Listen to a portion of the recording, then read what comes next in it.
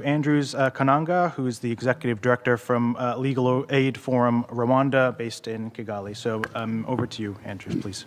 Thank you very much, distinguished delegates.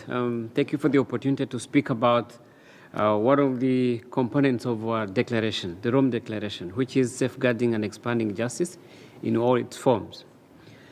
Since the adoption of SDG 16 almost 10 years ago, there has been growing and widening gap in access to justice, whereby it's believed that over 5 billion of the world's population has no meaningful access to justice, and their justice needs remain unmet.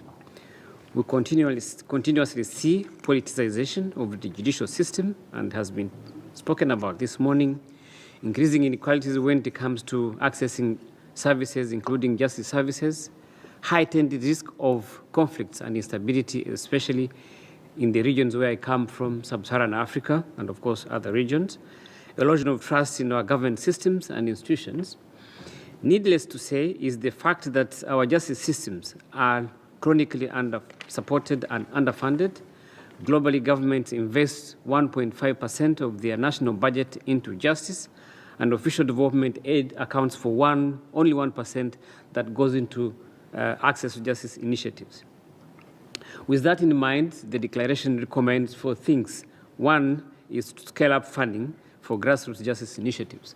And for us from the African continent, we know how grassroots movements have been, at the forefront and making sure that our marginalized population and excluded members of the community are able to access justice.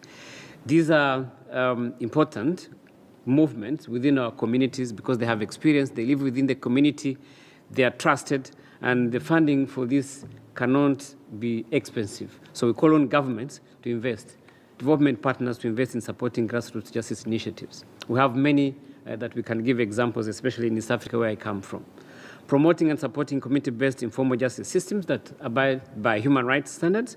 And here we are talking about mediation, alternative dispute resolution.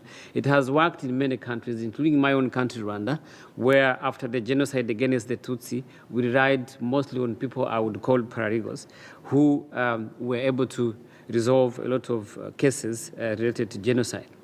Ensure people-centered outcomes by centering policymaking around all forms of justice.